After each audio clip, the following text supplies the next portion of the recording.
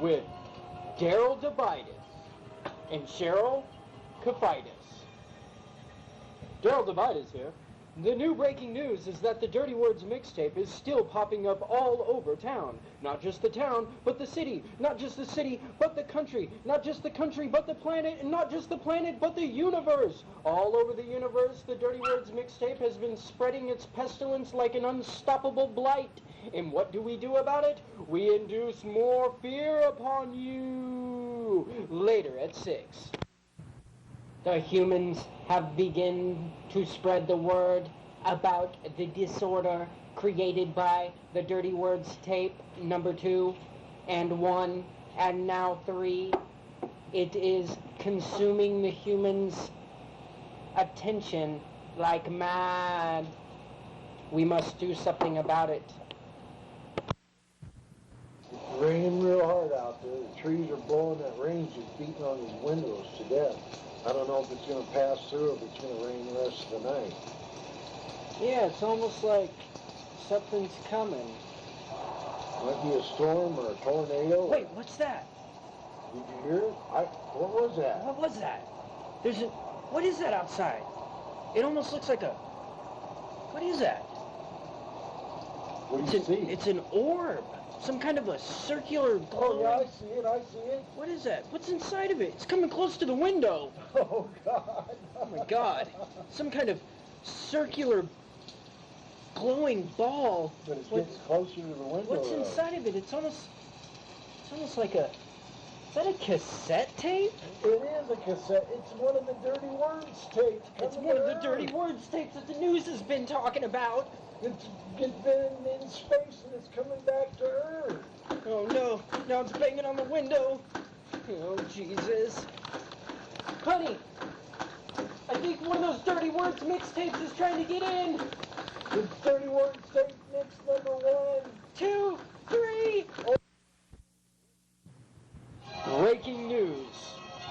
A small cabin in the woods was the site of a devastating tragedy last night when a whole family was found vaporized into ash. All that was left was a note on the said, "The Dirty Words mixtape, it came for us." We'll be back with more scary shit to keep you up at night later at 6. 6. I don't know what y'all doing with all this rap and shit about cars, bars, and hars, and all that weird shit, but you need to get a rap going to something else somewhere, because these raps on there ain't getting it. Well, what would you rap about? I don't know, maybe something like the Mothman? The Mothman? How about the... All I could see were these 2 red eyes. I met it. You met it. He said, do not be afraid.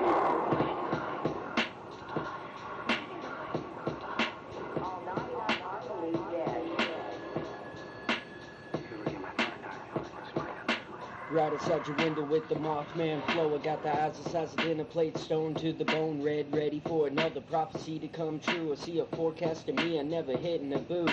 Spit raw round rhythm every time you wanna chase. The rabbit will rap fast, he won't win the race. Or maybe he do, true, bitter, I'm rude too. But never did I say I wasn't gonna wanna brood.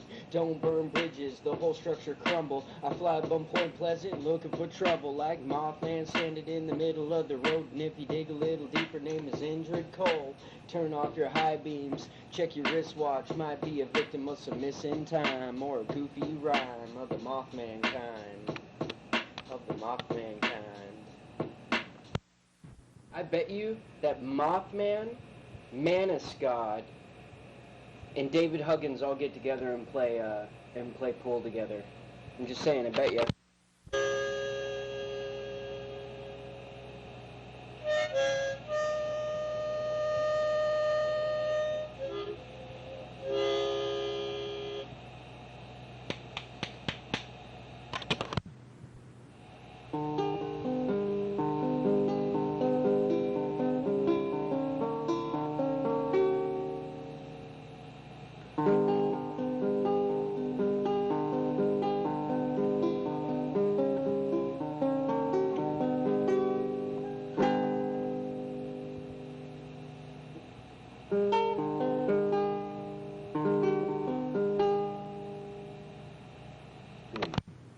thing? No. I'm just gonna read the one juicy part. It's 2020 and the Pentagon's talking about fucking UFOs and shit.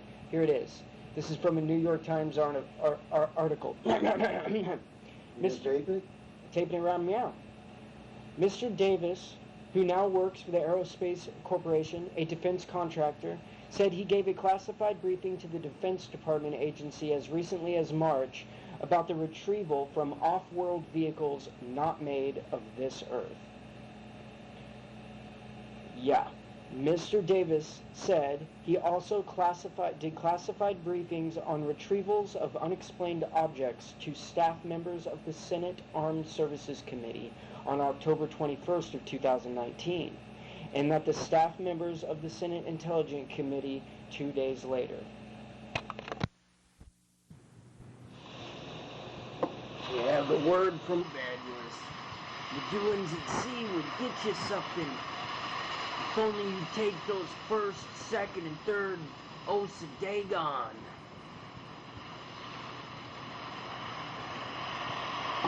There's also a talk of some kind of communication device that, if you harnessed its technology properly, you could transmit messages to the deep ones down there in the bottom. Some kind of device called a cassette tape.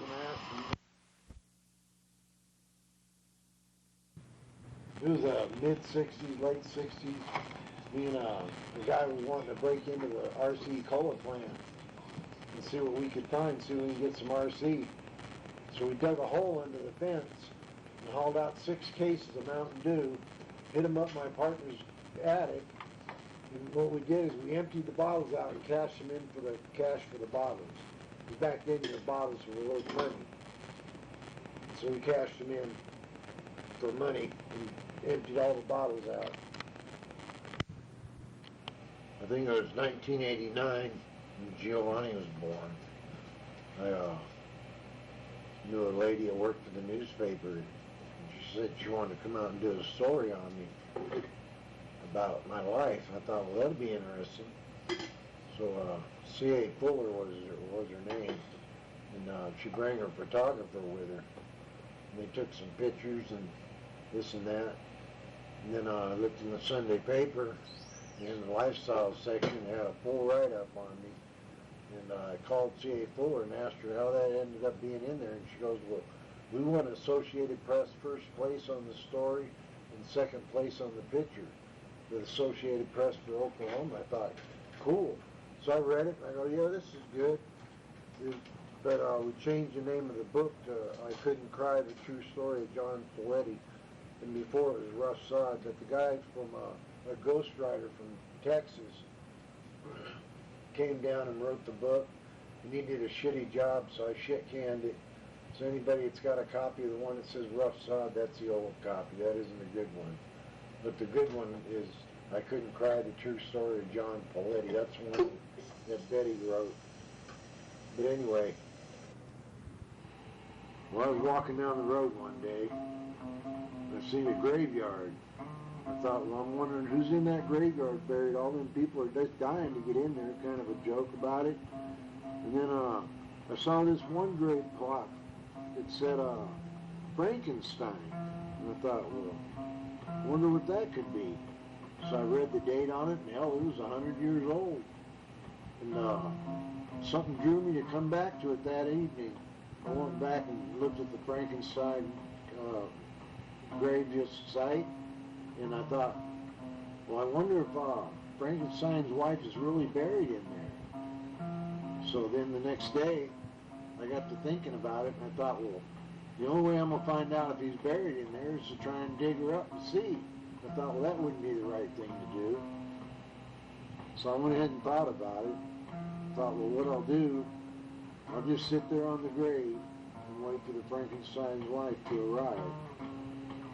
So that night, it was dark, the wind was blowing a little bit, nice breeze, and all of a sudden, up like a smoky cloud out of the ground comes Frankenstein's wife.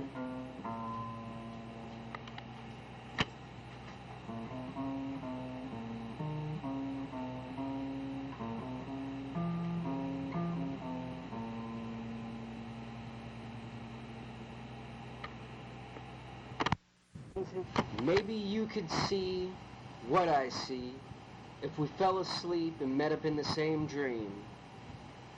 I don't think you know what that means.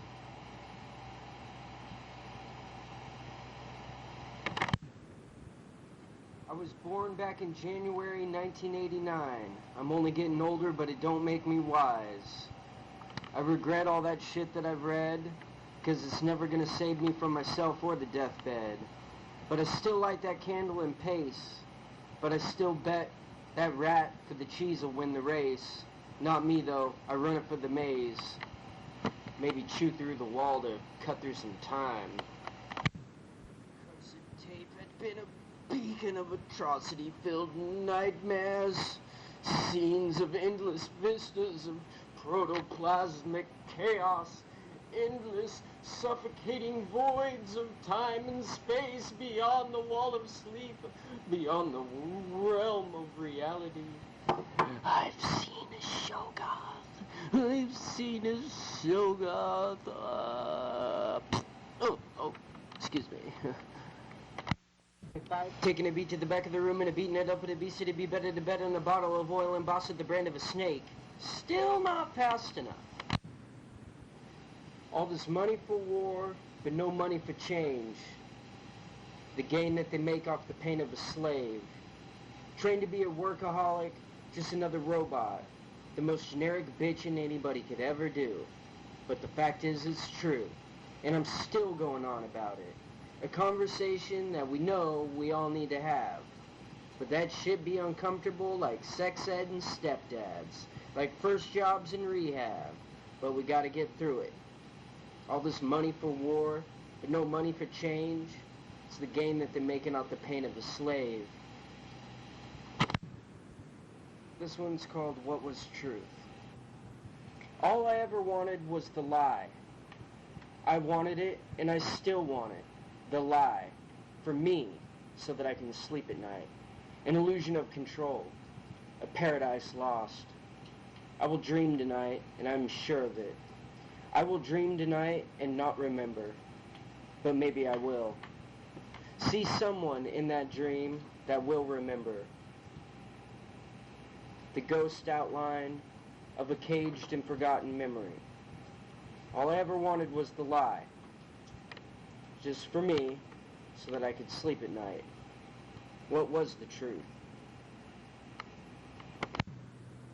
So, what do you think the best dollar you've ever spent was? I'll tell you what. I know exactly what the best dollar I ever spent was on a fucking can opener at the dollar store. I had that motherfucker 4 years and it works as good as it did the first day I got it. Boy, this can opener does work good. For $1. But truly, in your entire life, that's the best dollar you ever spent, was that can opener? That I can remember at my age. Get yourself together. Get yourself in line. Why don't you make a list for me if you're gonna bitch about my life? I guess I said I'd never pay no mind. Get your plans from a better man and go and get your pocket picked. I don't plan to fall. But I guess I said I'd never pay no mind. This one's called My Poetry Sucks. Did you start a little black book of poetry? Oh, you did? Well, you might as well. Every day you write.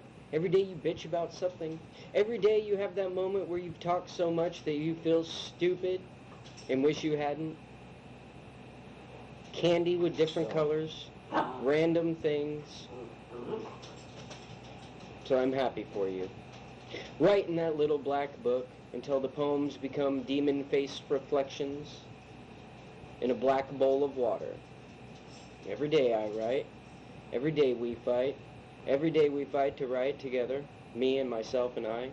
Every moment I feel I've lied, I, by my side, need to write, memorize, recite, and rewind. Stop lying. Your inspiration is a werewolf hope. What does that mean? Put it into scope. Did you start a little black book? Do you put random things together and call it poetry? Oh, you do? Well, you might as well. You write every day. Every day you bitch about something. Every moment you've read to the point where you feel like you've read too much, and then you feel stupid about it afterwards. An oven, she said. I said if someone would let me cook my turkey in their oven, I'd bake all Thanksgiving their Thanksgiving pies. I can't read worth of shit. We have an interruption, an intermediate discussion. Why is it that you do not like the pigeons? Because they shit all over the place and they eat all the feed. So you mean to tell me, on Earth, you have animals who do nothing but eat everything and shit all over everything? You might find Portuguese. And this is called a pigeon, right? This isn't called a human being? No, this is a pigeon. This is a pigeon? Pigeon. The alien goes from Mars to France. To France? To France. To France. Oh, I know where France is. That's in Paris. Oh, God damn it. Those gray aliens are... Oh, my voice has changed again. We need to get the voice alteration molecular changer devices re-gauged here. We're going to be talking in Cantonese before we know what's going on. Oh, look, the voices came down again. Switch it over to Manascod mode. Mantis, your voice machine has malfunctioned. All we know is that Turkey and the turkey returned. He came for all of us. Nobody was safe. The turkey had a bloodlust I'd never seen. The bloodlust came and went, but in the height of its fever, he took out the entire human race. I never seen such carnage, such debauchery. And even to this day, they say that Turkey and the turkey is living underground with the reptilians. And that someday he can return, and he'll come back. When he comes back, he's gonna put his foot in every single asshole of every single human being left alive. Here's the definition of debauchery. Excessive indulgence in sensual pleasures. Carnal. Relating to physical, especially sexual, needs and activities. Definition of phosphorescence. Light emitted by a substance without combustion or perceptible heat. Debauchery. The carnal phosphorescence. See, that's how those work. I drifted deep into space. Like a black ocean. Red stars. I could see something piercing through it, something I knew only through my dream weaving and my dream walking as Azathoth, the great mindless beast at the end of time and space, the idiot god, the sleeper, the dreamer. I can hear the piping now, the endless, shrill flutes, demoniacal chaos of it. But I knew that closing my eyes would not prevent me.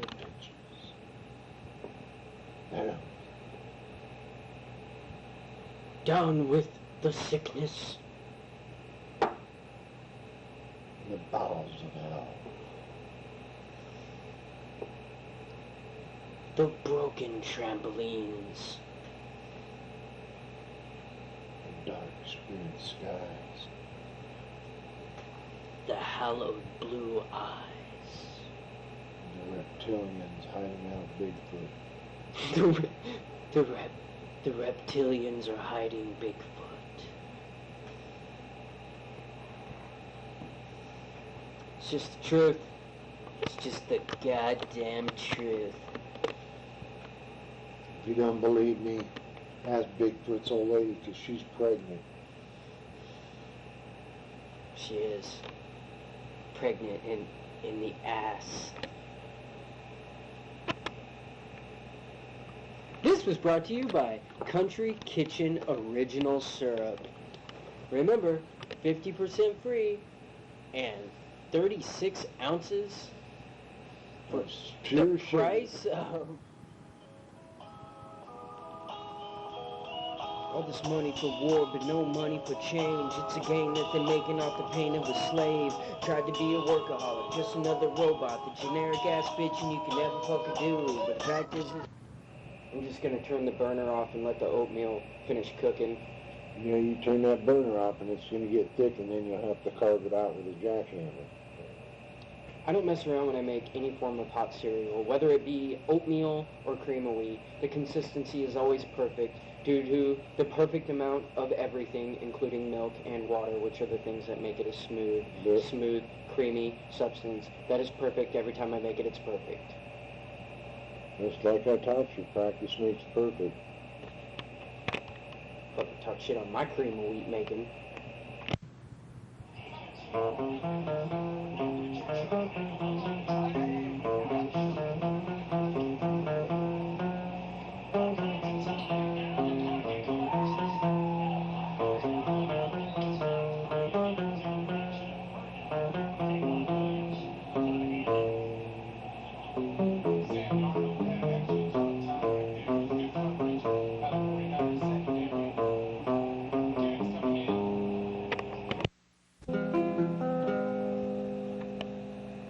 That's the sound of peeing in the background.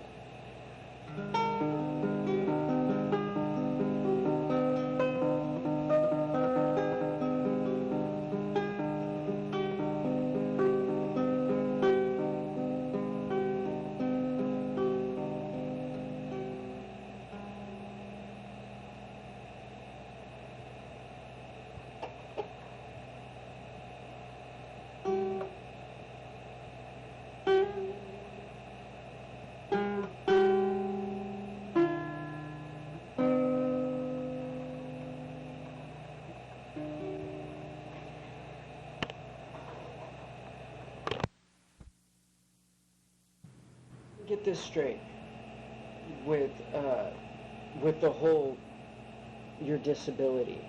You had to go to court and fight to get your disability. Federal court.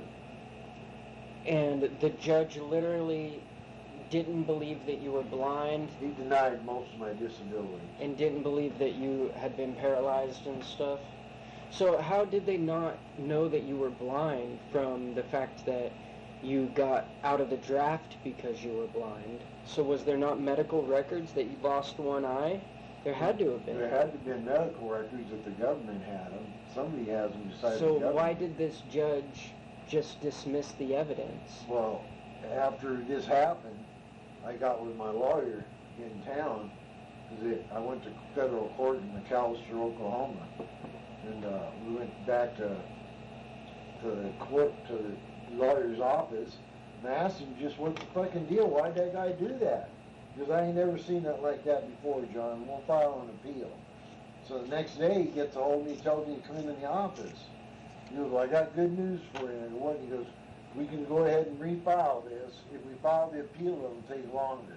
But if you refile it, you'll go ahead and get it. He goes, the judge was evidently drunk, or had been drunk the night before, and went ahead and they disbarred him.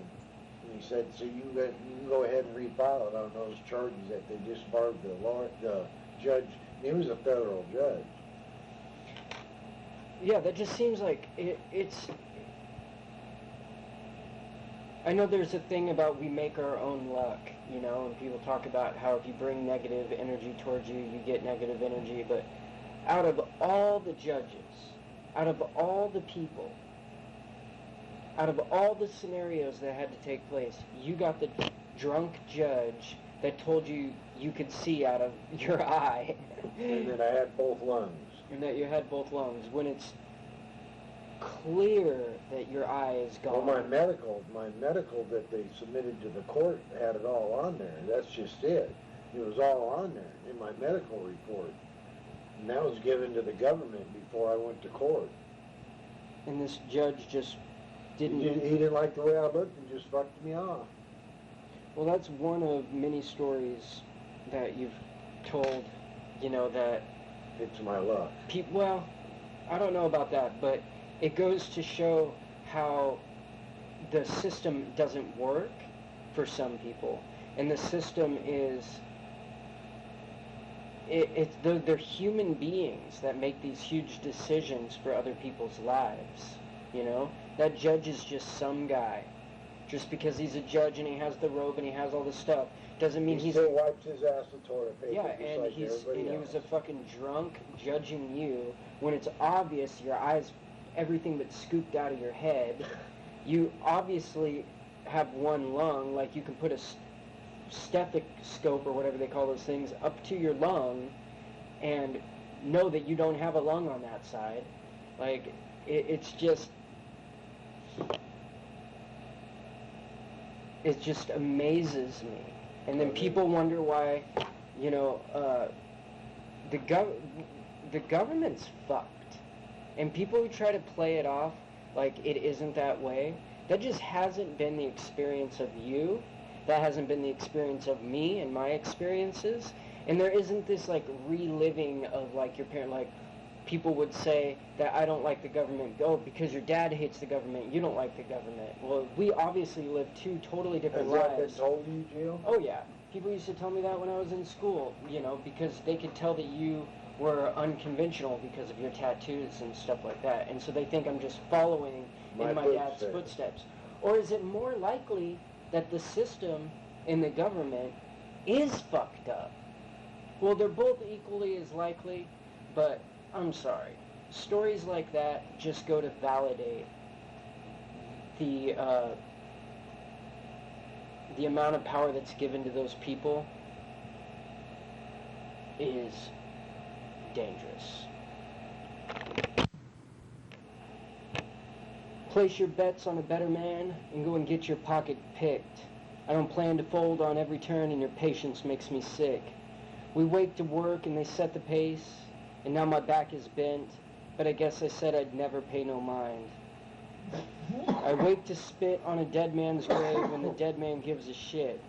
He wakes to walk on a poor man's back when the poor man climbs the fence. The day we die, we look behind and we see a life in chains. I guess I said I'd never pay no mind.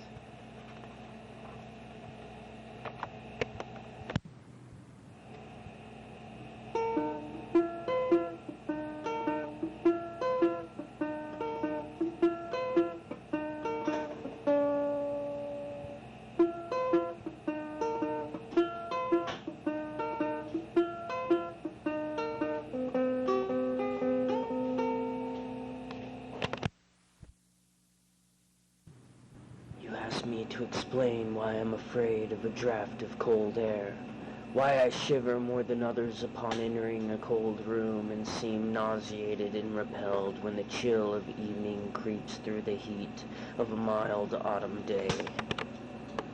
Of a mild autumn day. That's what I was trying to say. A mild autumn day. Mild. Like mild salsa. You know, I was going on down the corner store and I seen that old boy, that shallow-looking filler. I know you seen him. We all seen him. He's standing down there with his crooked ear telling us all about them eldritch horrors and non-Euclidean geometry. And I told that old boy, I told him he needs to get the fuck out of here and get his bitch ass back to Providence.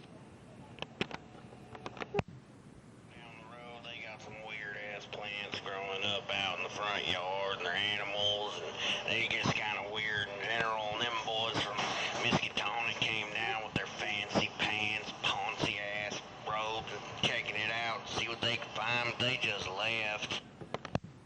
Yeah, things was happening around there. Some kind of weird color creeping about the well. Sounds like a backwoods. I brought home her date. He come around, he showed me some respect. He come in, and I thought he might be a fine young upstanding gentleman. But then he came in, and I saw them gills in that fucking mouth, and he's a goddamn fish man. They all drove their old pop all the way from Dunwich up to their city. All for the reason to put me on some Maury Povich show just to find out my daughter's pregnant with the sugar. Yeah, that's alright, because I smuggled my gun on the plane, or smuggle my plane on the gun, whichever one it was. I just went ahead and I just whipped it out right there. Blew a hole right through that Shoggoth having ass baby having ass little girl of mine. Show came on through Arkham, and I brought in some family heirloom